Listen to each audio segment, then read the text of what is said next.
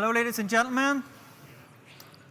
Welcome back to the second part in today's show. I always feel it should be nighttime. I feel like bursting into song, actually. We leave that for Copenhagen. I feel a song coming on later on. You'll realize at this point that you're all part of an experiment. This is all one big laboratory. So we did the live link, very experimental. We actually switched from Skype to YouTube live link. That was the change. Some of you may have noticed. We maybe should have done that earlier, but hey, you live and learn, you live and learn. The hashtag Digitourism 2015, which you're all using, I'm sure, is now trending. It's top of the trending lists. And actually, as you see some of them, you'll see that in the walls at different times of the day, pictures work very well in this. So I'd suggest you take good pictures, especially around the exhibition. Take some good pictures of the exhibition stands. Also, some people are saying that they still have problems getting onto the internet. We've been assured it is working.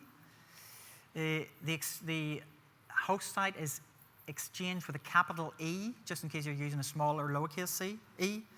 There seems to be also an issue that if you're an Apple, when you get to that side of the room, it drops out. So at some point, I'm wondering whether we get all the Samsung people to move over there and all the Apple people here, and then we'll create a little special table for Nokia in the middle table. Okay, so what we're going to do now is we've got a panel session that's going to respond to some of the issues from this morning. I'm just going to interview the panel session. You've seen Vicki earlier from VisitScotland. We've got Jude McCorry from the Data Lab. We've got Jonathan Messer from Luma. We've got Kim Kjaerside from Apex Hotels and Colan Mehaffey from National Trust of Scotland. So I'm going to ask them a couple of questions, but what I want to do is I want to get out into you, and we've got Stephen and Isabel with microphones. We're going to get out into you for questions straight away. So I'm going to pose one question, and then I want you to start to respond to what you've heard already, what you think are digital challenges, digital opportunities, and any questions you might have. So I'm going to start actually with Colan. You've heard from Vicki this morning and various other panel members, opportunities, challenges. What kind of is your response to that sort of scenario? Listen, there's one thing that comes across to us in the Trust, which is we're very firmly in the age of the customer. What digital has done is pushed us into this different age completely. Disruption has happened, digital disruption. You hear people talk about it, or digital transformation, and it's happened already. You have Uber, which is the biggest taxi provider in the world. They don't own any taxis. You got Airbnb, biggest accommodation seller in the world, don't own any accommodation. So for us as an organization, we've had to really focus on what the customer means to us. And in a digital sense, I think that's two new points in the transactional chain for us. If you imagine traditionally, we've always gone on the basis that somebody saw a stimulus like an advert, and then they would buy something, and then at that point, they would have an experience. And through digital, what we've been focused on is there's two extra points. There's a point in between the point where they buy and the point where they experience, they get the stimulus, and the point where they buy something. And that's, Google call it the zero moment of truth. And what that is, that's where they research online. It's where they do the social stuff.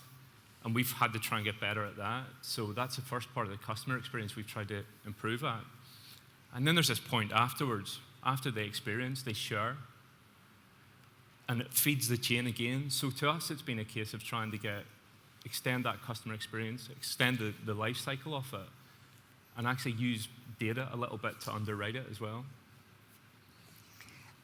And maybe just on that issue of data, Jude, I know that you see opportunities and challenges within the data area. Do you want to say a little bit about that? Yeah, I think what we heard this morning around how VisitScotland attract all these customers and visitors to Scotland, I think this is going to pose a huge problem around the data arena. What data do we need to understand? What do we need to get out of the data? We had some stats this morning around the data explosion, and one of the ones that we use that in 2020 there's going to be 50 times more data around the world than there has been in 2009. So what we need to do is be careful of that not everything is underwritten by data, but understand exactly what we want answered from it. Okay. And before we go out into the crowd, I've just noticed actually on the table, we've got a yellow duck. and it's been intriguing me. So, Kim, I'm just wondering, can you explain this yellow duck? Yes, please. I presume, many of you, most of you might know our wee rubber ducks. Hands for anyone who has a rubber duck. That's good. Yes, like to see that. So this is the original. This is Edwin. Say hello to Edwin. We have those in all our hotel bathrooms, and I just brought him today as my wee mascot. Having never done this before, we need a wee bit of good luck, of course. But these are our mascots. You get those when you stay in hotels, and it's a great wee gimmick. And I thought from the social perspective, it's fantastic.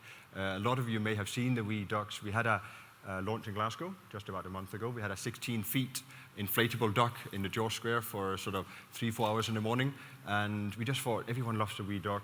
Blow it up, put it in Glasgow, in the centre of George Square, sunny blue sky day, and the social media behind it was fantastic. We brought in, we had the BBC, various papers, etc. there, and for us to be able to bring in people to say, come and do a great selfie, and we'll give you an overnight stay with this wee duck. It just creates that sort of personal sense, and it just creates a really nice feel to it, rather than just being a commercialized brand, I suppose. Yeah, so it's something, we've had them forever. We now get them in all the hotels, and everyone takes them away. We do competitions and stuff. So if you want to do a competition with one, do let me know. Yes. Okay. Thank you. A competition with a duck. Okay. So I actually I'll be coming back to the panel in a minute, but I want to throw it out to you for any questions. And we've got Stephen and Isabel who have got the microphones. Has anybody got any immediate thoughts, comments from this morning? We just got in the middle there, Isabel, if you want to just get the microphone there. Hi, Kim. If you want to say who you are and where you're from. Yeah, I'm Emma. I'm from Marketing Edinburgh. You just described that really good stunt that you did with the inflatable duck. And I just want to hear from the rest of the panel if you've had any other offline kind of experiences like that have kind of translated more into online content.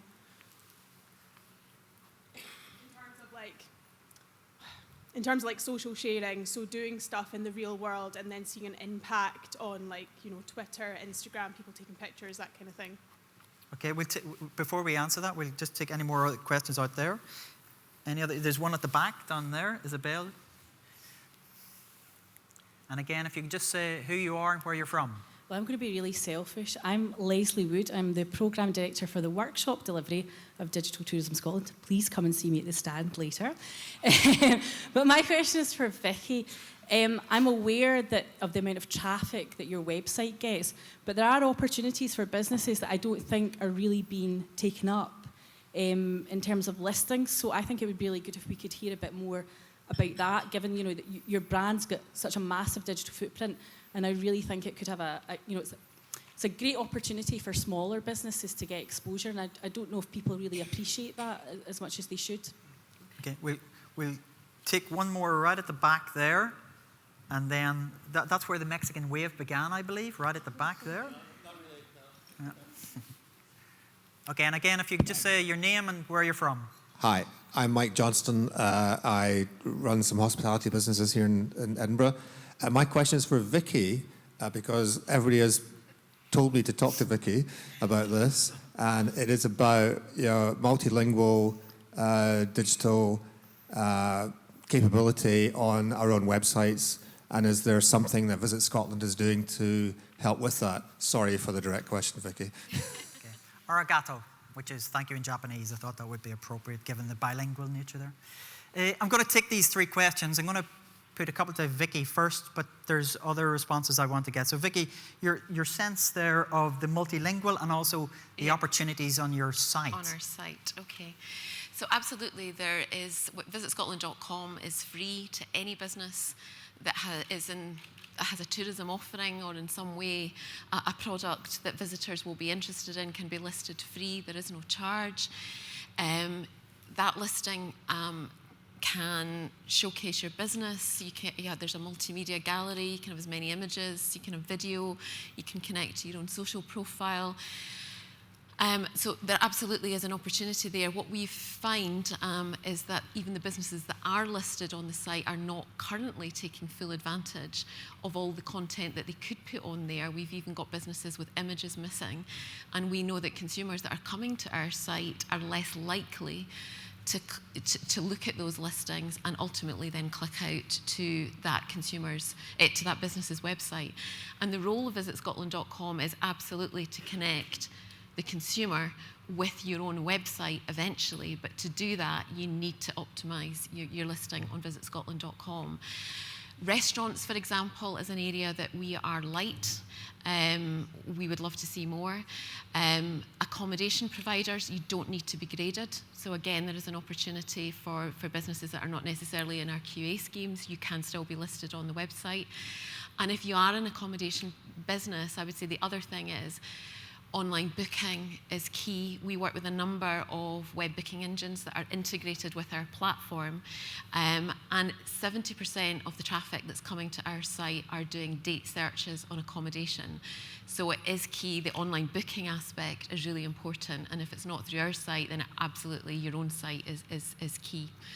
Because there is consumer demand there. And on the multilingual issue? On the multilingual, we will have our new responsive website in the kind of 5 key European languages, the key markets for us, which is France, German, Dutch, Spanish, and Italian.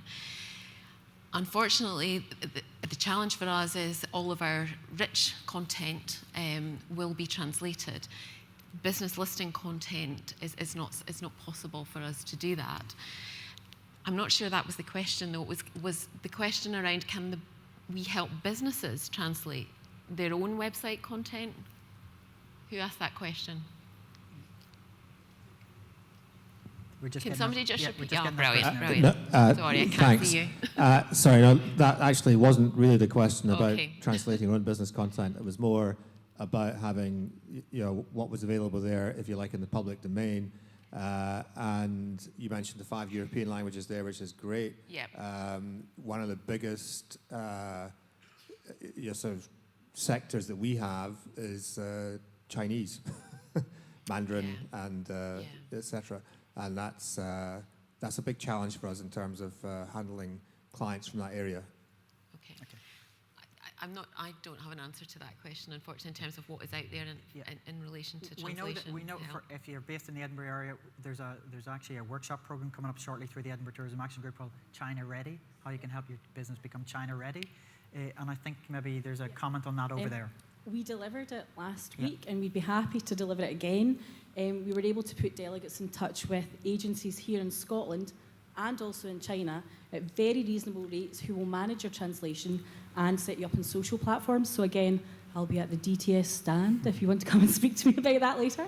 Okay, that's great. Thank you very much for that. And we're just going to move into this area of experiments. The question was on experiments, especially in social sharing. But before we come to the experiments in social sharing, I actually just want to ask about experiments in new technologies, especially virtual reality. We've been doing quite a lot of experimentation and R&D into using virtual reality and augmented reality for cultural engagement and tourism. And a lot of that is hanging on the back of data that already exists. So it could be data because lots of people are creating 3D data and panoramic images and lots of data that can be interrogated and used on mobile devices. People are carrying mobile devices around. So there's opportunities to use that data for purposes it wasn't originally intended. So taking panoramic tours around locations, integrating audio and video and 3D scans of objects and locations. And augmented reality is quite useful for if you want to get people, they can have a remote experience on an app or a touchscreen kiosk. But when you want to get someone to a location, there's quite a good opportunity to use beacons or augmented reality to give them another experience when they go to a venue. And we've had quite a lot of good responses from probably the most relevant app that we've got is the Dundee waterfront one, where there's an augmented reality element to that, where you can walk around the site hoarding, and there's cartoon graphics. I'm sure a lot of people are familiar with it. And you can hold your phone up and you get glimpses into the buildings and some of the new 2018, how it's going to look in 2018. So that's really been quite interesting. There's been a lot of, most of the feedback comes through the social media, through Facebook and Twitter and LinkedIn and all that type of thing. And you're seeing this is entering the mainstream now? Absolutely, and virtual reality in particular is going to be mainstream next year, and it'll start off very much driven by games technology, but massive opportunities for virtual tourism and interactive tours, and it just gives, even if you're experiencing exactly the same content as contained within a video or an app, the experience you get when you've got the headset on, you've got the headphones on, is a completely different experience. So it just taps into a different part of your brain. If you haven't heard the term Oculus Rift, this will be the big buzz term next year.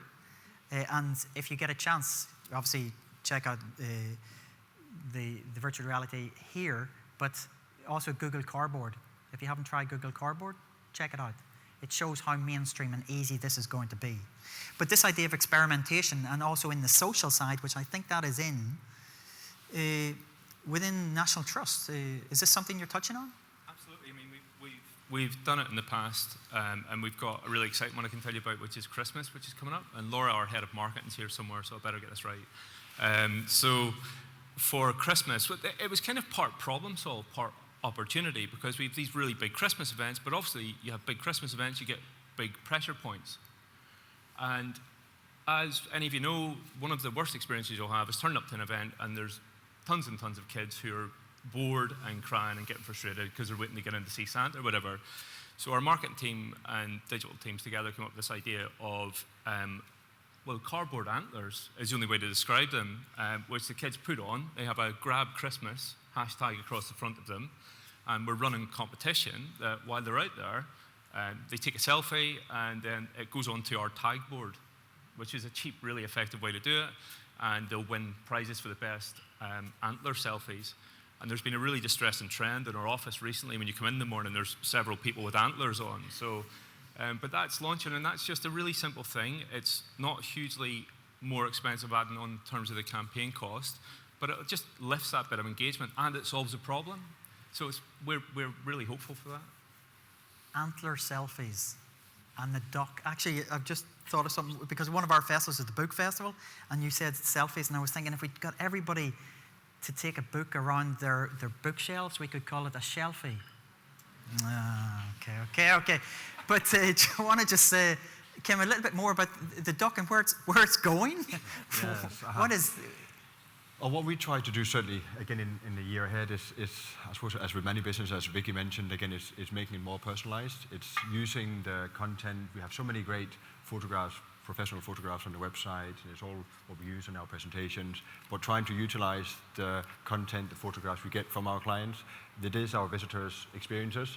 That's what they see. This is what they experience when they're in the city, when they're in the country, and it's trying to utilize. So again, yes, things like the dogs, take them out and about, taking selfies, but it's even just when they're in the properties at the hotel, for example, some of the videos that are produced on the Facebook or Instagram, etc., trying to utilize that along with the docs, of course. But yeah, certainly very much in the year ahead for us, it's very much personalizing it, looking at previous experiences, how can we make that personal feel move forward, so utilizing it for new customers, new visitors. How can they say, this looks fantastic, this is where I want to be, this is what I want to do. So we can hopefully utilize, yes, the good content, the good photographs, videos. Yes, may that be with docs or not. Okay, I'm going to go back into the crowd for any questions. Has anybody got any responses, thoughts, even comments about what you're doing yourselves at a DMO or an individual business level? Anybody want to respond? No, we're very quiet here. I wonder, are they this quiet in Barcelona? No competition between the Spanish and the Scottish? No. Okay. Yes, there's one there in the middle there. I'd like to. Let's go. No questions? Yeah. Okay. And again, if you could just say who you are and where you're from. Okay, I was just trying to fill in the silence there. My name's Craig. I'm coming from a slightly different point of view. I'm the course leader for tourism management course at Robert Gordon's University.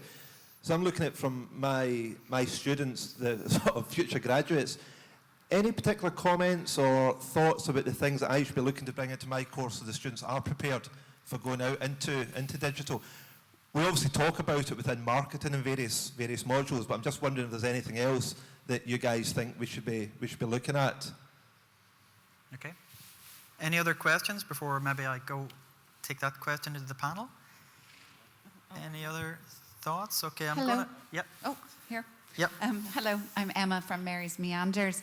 I'm just wondering, regarding the augmented reality, if you have any statistics about the age range of the people who are interested in the Google Cardboard. Is it going to be something that's just going to be picked up by the younger visitors, or do we see older generation picking it up as well? Yeah. Thank you. Okay, we'll hold that one. Okay, any other comments, questions? No? Okay. Jude, I'm going to ask you the first question, which students, especially because one of the things we've... I like the second one better. Okay. We'll come to that in a minute. But it's the issue around... recently, we were asked to support the development of data science courses for students. And the whole data development, students understanding data and its importance for the future. We actually have a hub in Robert Gordon University, so if you want, I'll give you the contact details for the guy that works up there. We recently launched a master's student program, a data science program, and we had 40 places on it, and we could have filled it about 5 times over. And within 2 weeks, all of the students have been snapped up for their final year presentation or their project. So it just shows you the demand out there for organisations. One bank came to us and said, I could have taken all of them. And I was like, the likes of Skyscanner, FanDuel, people like that, they're snapping up these people when they come out with data science masters or even degree programmes. I would add elements of data science into any kind of programmes, not just tourism. We're looking at doing 7-week intensive programs, partnering with companies in New York and stuff around data science. You can add things like that into it.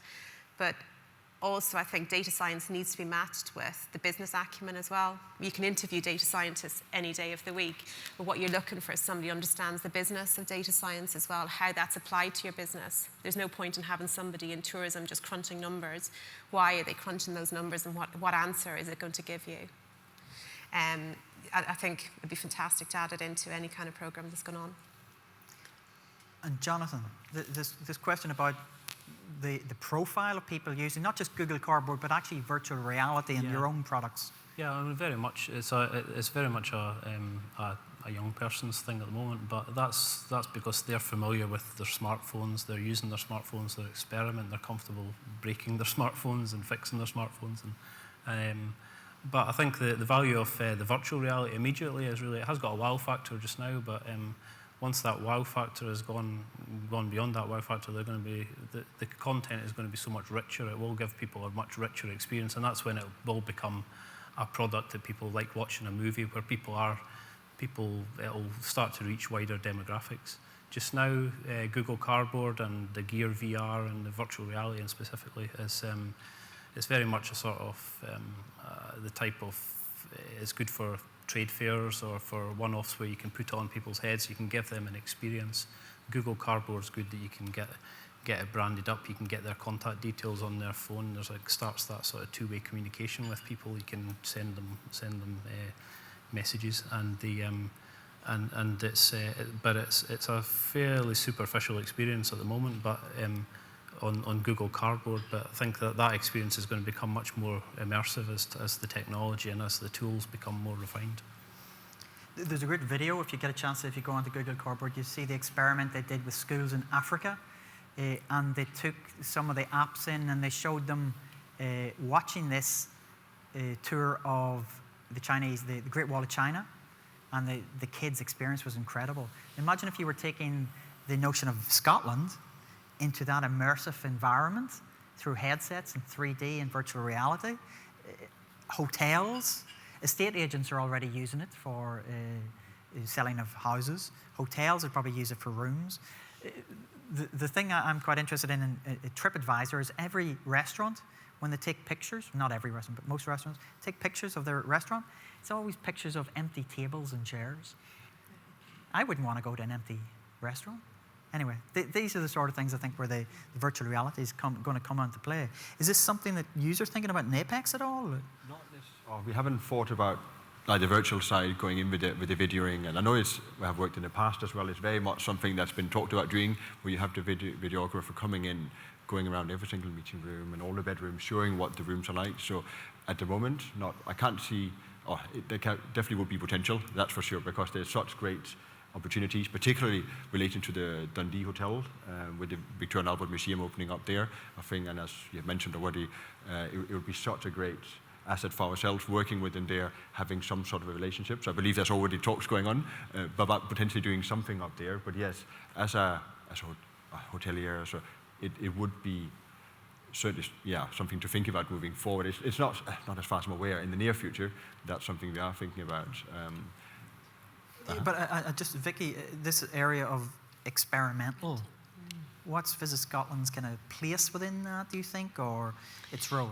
I mean, something like augmented reality is something that we are considering for next year being Year of Innovation, Architecture and Design. It would be good to do something that is innovative in terms of the way that we put content out there. So I think that's definitely something that's kind of on our radar. The Google Glasses, or the Google Cardboard rather, a great way for us to distribute content, video content. So again, that's something that we're looking at as part of our kind of experiential marketing activity, where we're interacting with visitors on the ground at events, distributing content, giving them all the reasons they should be coming back to Scotland and the other things that they can see and do when they're here. So I think it has its place, definitely.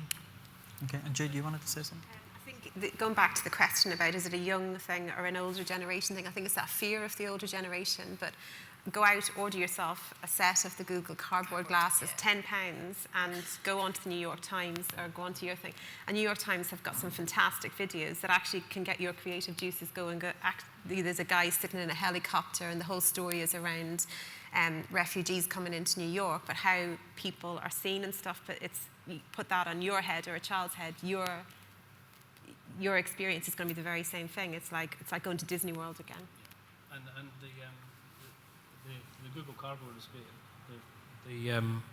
It's fantastic when you've got the headphones on. You've got the fully immersive experience. I mean, you can imagine you can transport a little piece of Scotland to somewhere on the other side of the planet, and they'll get the full ambience, the full sounds, and you can't quite get smells yet, but you've got the sounds. But you can imagine Kjaerside or in the fireworks displays, and there's lots of the social events that people can just get a little taste of the culture of Scotland. I think also it's our job to educate users as well. So you said about it's a step change. So we did the Google Tracker thing for Street View for mountains, and we've had tens of thousands of views, and we know that that's not restricted to a younger age bracket. But that's probably the first time somebody has interacted with a mountain in that way, for example. So it's a step change. And also the point is that Street View now, natively, you can use it with cardboard straight away. So it's just time, and I think it's the job of us, really, to educate our users in it and to actually innovate, and also know that you'll not get it right sometimes. So that's our job, really. Yes, the mantra that I think is sometimes to bear in mind is there's a Samuel Beckett quote that goes, "Try again, fail better." Not that this panel have failed, but I'm going to bring it to a conclusion at that point. And so I'd just like you to show your appreciation for our panel.